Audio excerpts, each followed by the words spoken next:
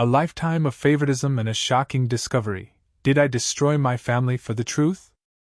I, a 32-year-old woman, am currently adrift in a storm of anger, guilt, and raw grief. My family, once a source of comfort, now feels like a war zone, and I'm genuinely tormented by the question of whether I'm the one who lit the fuse.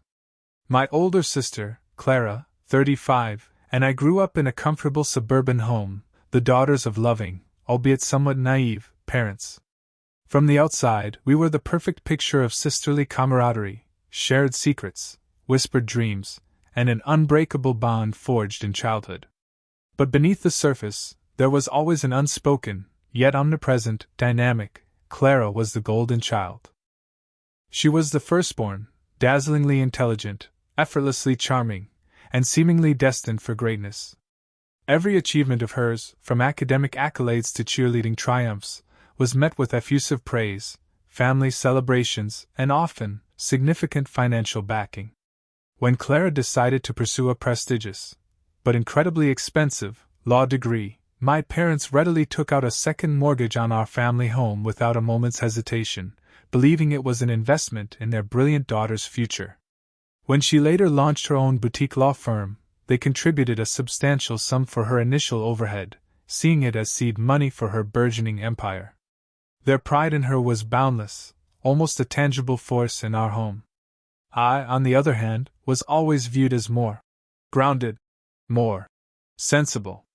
My passion for animal welfare and my choice to pursue a more modest career as a veterinary technician were met with polite nods and quiet suggestions about practicality and financial stability. My state university tuition was paid for, but every extra expense, every career development course, was entirely my responsibility. There was no discussion of second mortgages or seed money for my dreams. This subtle, yet persistent, favoritism permeated every aspect of our lives. Clara never seemed to notice, taking their boundless generosity as a given. I, meanwhile, developed a gnawing sense of having to prove my worth, to earn every scrap of recognition. Our parents, I truly believe, thought they were being fair. They saw Clara as needing investment because her path was more ambitious, while my independence was a sign of my inherent strength, not a consequence of their differential treatment. There was a deep-seated tension in our relationship, a silent rivalry that I always tried to suppress. I loved Clara fiercely, but her ease, her unquestioning acceptance of parental handouts, often felt like a painful reminder of my own perceived lesser status. The emotional tone was one of superficial harmony, masking my deep-seated resentment, and Clara's unacknowledged privilege.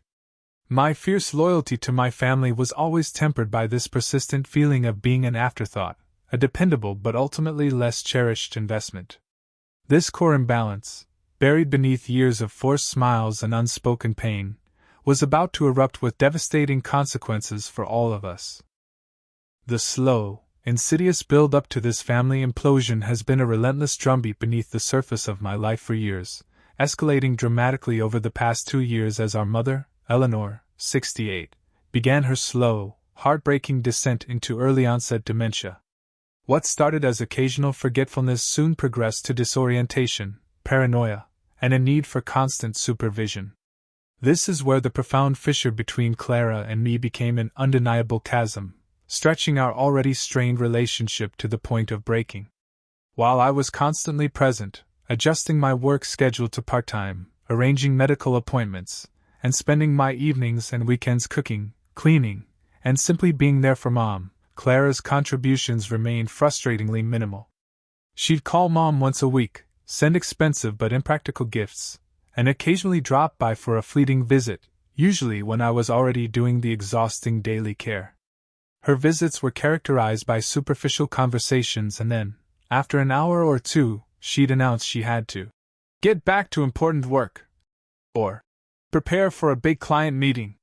She'd always say, "Let me know if you need anything, sis." But when I did, the request was met with vague promises, or worse, outright avoidance.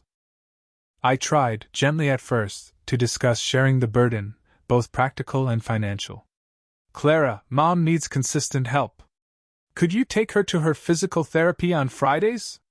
Or help cover some of the new medication costs? I'd ask, desperate. She'd sigh. Sarah, you know how demanding my firm is. My billable hours are insane. Besides, you work from home a few days a week, right? You have more flexibility. And honestly, I'm just not wired for that kind of hands-on caregiving. I provide for her financially, that's my role. I sent her a check last month, didn't I? Her financial contributions, when they came, were often a fraction of what was needed, always accompanied by a grand pronouncement, as if a small gesture negated the immense physical and emotional labor I was pouring in. Mom, bless her, didn't help. When I'd complain about feeling overwhelmed, she'd say, "Oh, but Clara calls me every week. She's so busy with her big cases. Sarah, you're just so good at everything, dear. You manage it all so well." Her unwitting enablement fueled Clara's detachment and my simmering resentment. My own life began to wither. My career ambitions were shelved, my social life dwindled to almost nothing. I was perpetually exhausted, stressed, and consumed by a bitter sense of injustice. The early warning signs were screaming at me, constant anxiety attacks, waking up drenched in sweat, consumed by dread.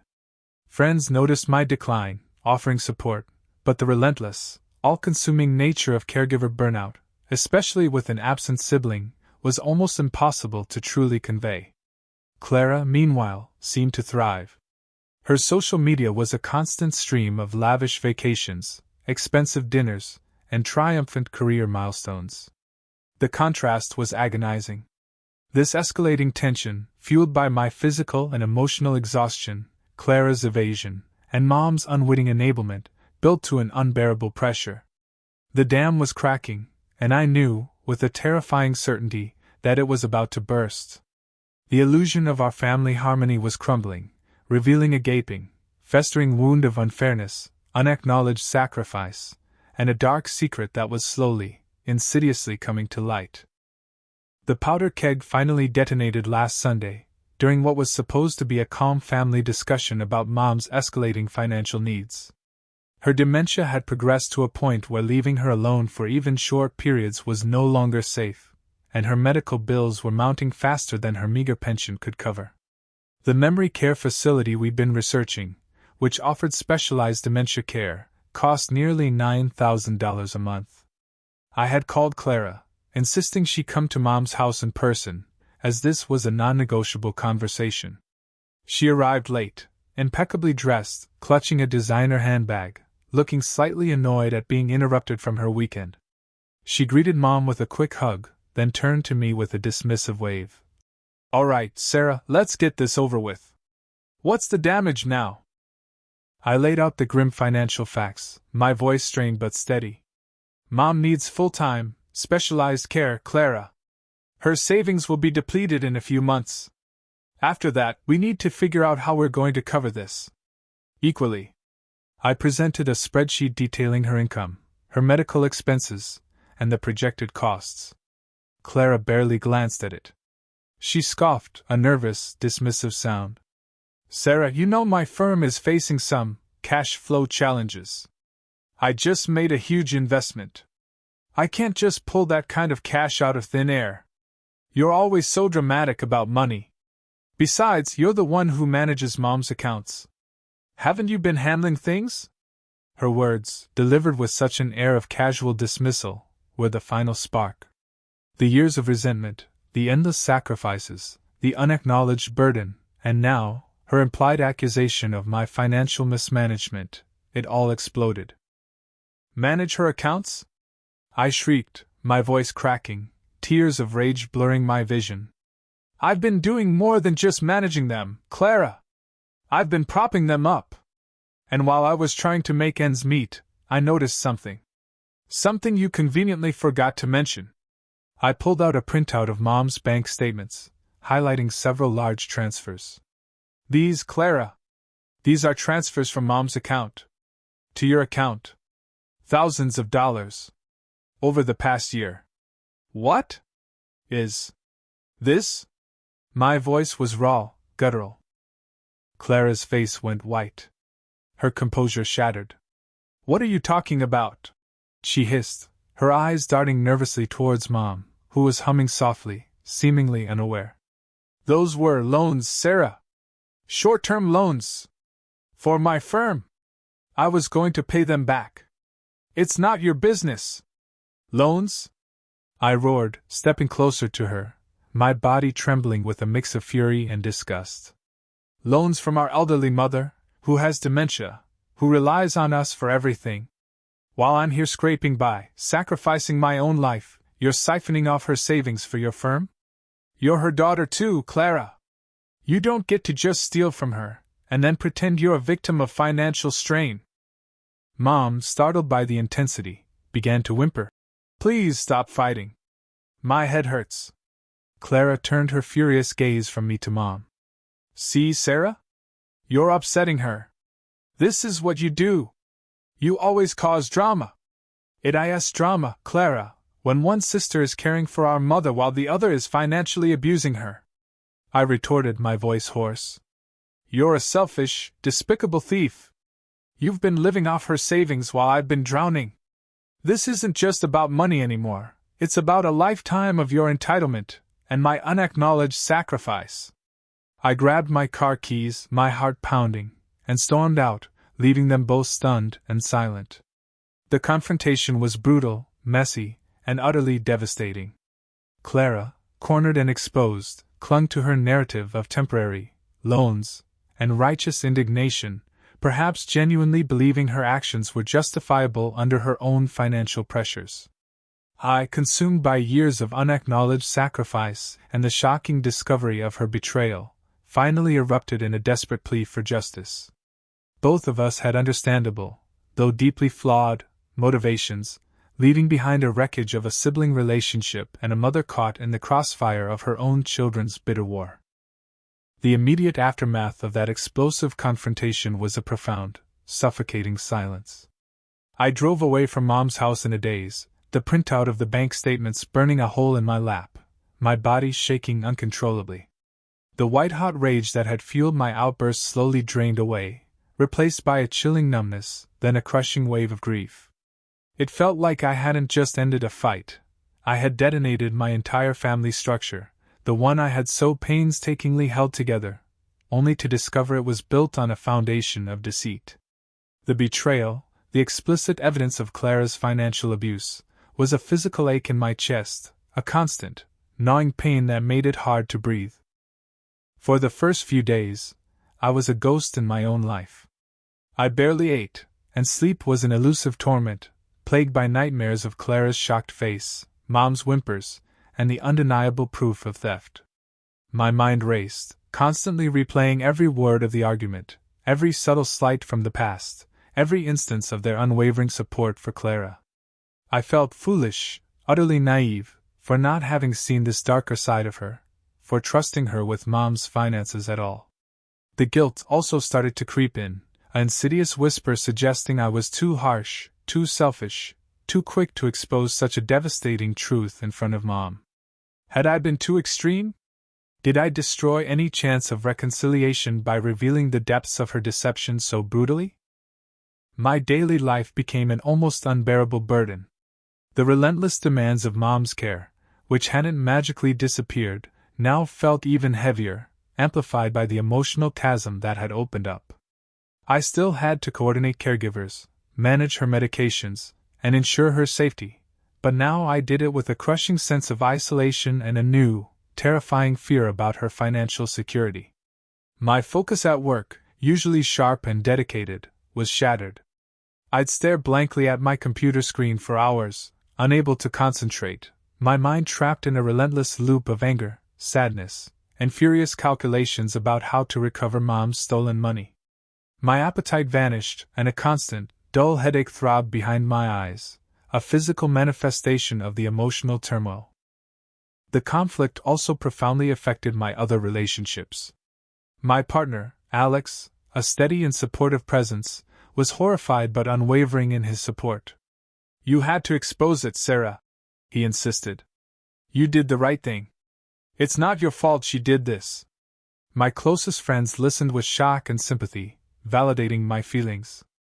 But even their support couldn't fill the void left by the potential loss of my family, or the terrifying silence from Clara. My relationship with Mom became incredibly strained. She called a few times, her voice frail, asking why Clara wasn't calling her and subtly implying I had caused the unpleasantness by making things difficult. She seemed incapable of grasping the severity of Clara's actions, or the fundamental breach of trust, often shifting blame onto me.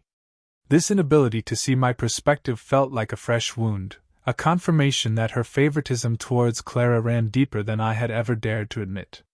The silence from Clara was deafening. No calls, no texts, no attempts at reconciliation. It was as if I had become a ghost in her life, and the thought was excruciating. The grief for the lost sibling bond, for the shared history that now felt irrevocably tainted by deception, was almost unbearable. I missed the sister I thought I had, even as I resented the thief she had become. The weight of it all, the loneliness, the confusion, and the terrifying uncertainty of what comes next, felt utterly crushing. It's been almost 3 weeks since the explosion at Mom's house, and the silence from Clara is absolute. My parents are navigating a complex mix of denial and quiet desperation, refusing to directly address the financial abuse I exposed, instead urging me to find a way to forgive and not destroy the family. Alex has been my rock, but I feel like I'm dragging him down into my despair. I've spent countless sleepless nights replaying every moment of that confrontation, every subtle slight from childhood, every unacknowledged sacrifice. My mind is a whirlwind of conflicting emotions and doubts, and I desperately need an outside perspective to make sense of this wreckage. Was I too harsh? Did I go too far by calling Clara a selfish, despicable thief, and exposing her actions so brutally, especially in front of Mom, even if Mom didn't fully grasp it? I understand that from Clara's perspective, she might have genuinely seen those transfers as temporary loans for her struggling firm, intending to repay them. Perhaps she felt overwhelmed by her own financial pressures and saw Mom's savings as an easy, temporary solution, believing she was entitled to them given her perceived status as the important child. Maybe she feels attacked, unfairly accused, and believes I'm just jealous of her success and trying to ruin her reputation. Is my years of pent-up resentment and exhaustion coloring my judgment, making me an unfair accuser, an unforgiving sister? On the other hand, the weight of being perpetually overlooked, of having my sacrifices for Mom minimized while Clara was secretly siphoning off Mom's limited funds, feels like a profound, lifelong injustice. This wasn't a minor oversight. It was a calculated act of financial abuse against our vulnerable mother, committed while I was pouring my life into her care. It's not just about the money, it's about the emotional betrayal, the feeling that her entitlement knew no bounds, and that she was willing to steal from our own mother. Was it wrong of me to finally demand accountability and justice for Mom, even if it meant a dramatic, public confrontation that shattered our family's fragile peace? I felt like I was fighting for Mom's dignity, for her financial security, and for the acknowledgement of my own worth, not just as a caregiver, but as an equal child. So, Reddit, I'm turning to you because I'm lost and heartbroken. Was I wrong for finally exposing my sister's financial abuse of our mother, leading to a complete rupture in our family relationships?